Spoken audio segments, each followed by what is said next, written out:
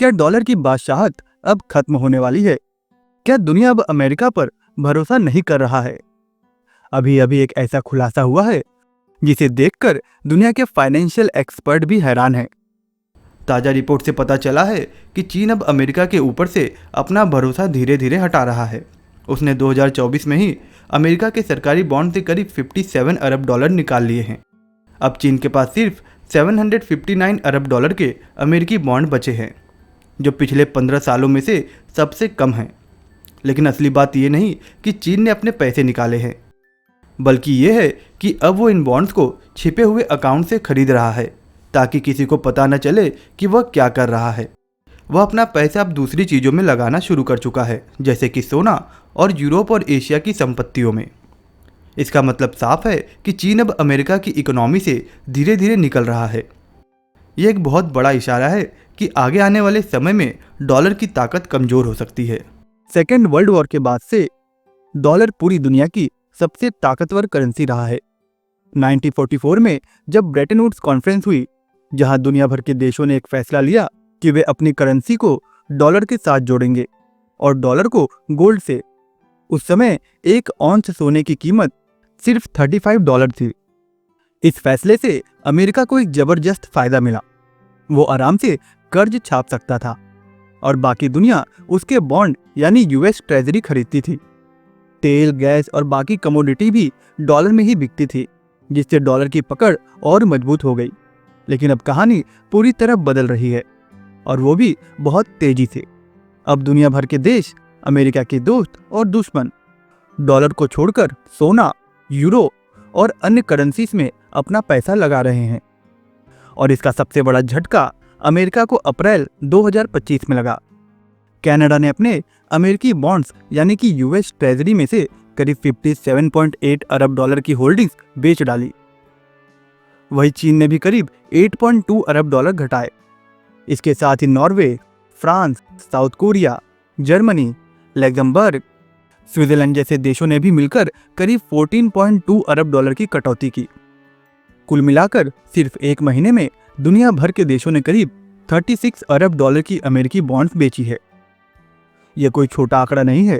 यह बताता है कि अब देश अमेरिकी ट्रेजरी बॉन्ड से दूरी बना रहे हैं। इस बदलाव का सबसे बड़ा कारण अमेरिका की नई टैरिफ पॉलिसी है। 2 अप्रैल 2025 को अमेरिका ने एक नया नियम बनाया। अमेरिका ने कहा कि अगर कोई भी देश अपना सामान हमें बेचेगा तो हम उस पर कम से कम 10% का टैक्स लगाएंगे। पर इसमें कनाडा और मेक्सिको को छोड़ दिया गया, क्योंकि अमेरिका के साथ उनका फ्री ट्रेड एग्रीमेंट है। वही अमेरिका में चीन से आने वाले सामानों पर भी करीब 30% का टैक्स लगा दिया गया। बाद में इसे थोड़ा कम भी किया गया, लेकिन शुरुआत में इसे 30% ही लगाया गया था। इस फैसले से ग्लोबल मार्केट में भूचाल सा आ गया। यूएस बॉन्ड के इंटरेस्ट रेट यानी कि यील्ड बढ़ने लगी, और जो पहले से इन बॉन्ड को होल्ड किए हुए थे उनकी वैल्यू तेजी से गिरने लगी। जैसे ही यील्ड बढ़ता है, बॉन्ड्स की कीमतें घट जाती है, और इसी कारण से कई देशों को अपने अमेरिकी बॉन्ड्स की वैल्यू में भारी नुकसान हुआ। उदाहरण के लिए कनाडा ने अप्रैल में करीब 9.2 अरब डॉलर के नए यूएस बॉन्ड खरीदे, लेकिन पुराने बॉन्ड्स की वैल्यू इतनी गिर गई कि नेट में करीब 57.8 अरब डॉलर की गिरावट हो गई। अब आप सोच रहे होंगे, क्या बाकी देश कुछ कर रहे हैं? जी हाँ, और बहुत तेजी से।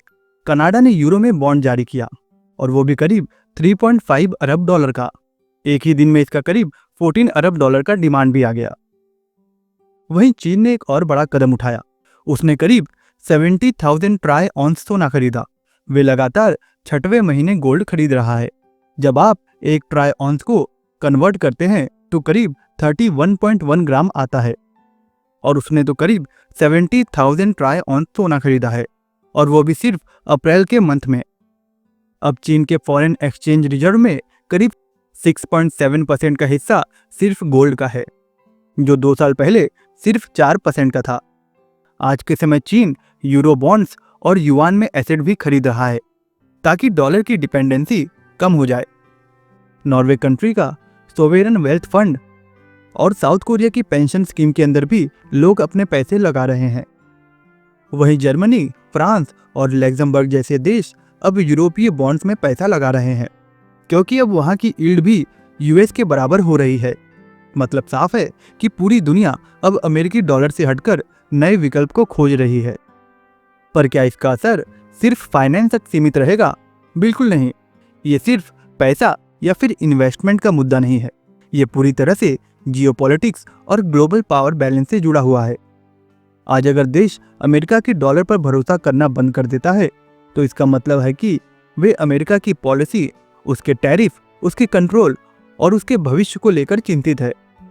और अगर ट्रेंड ऐसा ही जारी रहा तो आने वाले सालों में अमेरिका का फाइनेंशियल सुपर पावर बनना बहुत मुश्किल हो जाएगा।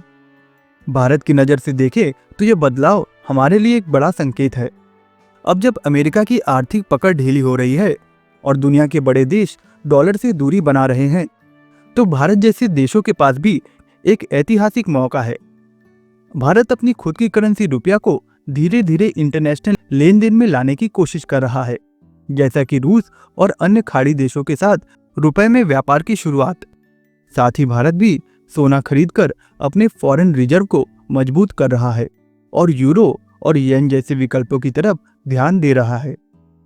यह वक्त भारत के लिए ये सोचने का है कि क्या हम आने वाले समय में डॉलर पर निर्भरता को कम कर सकते हैं और एक मजबूत वित्तीय पोजीशन बना सकते हैं, ताकि किसी विदेशी नीति या झटके का असर हमारी अर्थव्यवस्था पर कम हो। IMF और बार्कले जैसे संस्थानों का कहना है कि आने वाले 10 सालों में करीब 40% सेंट्रल बैंक अपना गोल्ड रिजर्व बढ़ाने वाले हैं और 2025 के पहले 6 मंथ में यूरो डॉलर के मुकाबले करीब 12% अधिक मजबूत हुआ है और यूरो बॉन्ड की डिमांड भी रिकॉर्ड स्तर पर है। यही नहीं, अब उभरते हुए देश जैसे कि भारत, ब्राजील, मैक्सिको भी अपनी खुद के ग्लोबल बॉन्ड लॉन्च कर रहे हैं, जिनसे उन्हें अमेरिकी बॉन्ड पर निर्भर रहना नहीं पड़ेगा। ब्लैक रॉक जैसे दुनिया के सबसे बड़े फंड्स ने अमेरिका से मुंह मोड़ लिया है और अब वे अमेरिकी बॉन्ड की जगह यूरोपियन यूनियन बॉन्ड यानी EU बॉन्ड में निवेश कर रहे हैं। अब जरा सोचिए, जब दुनिया के सबसे बड़े निवेशक भी अमेरिकी कर्ज पर भरोसा नहीं कर रहे हैं तो बाकी देश क्या सोचेंगे?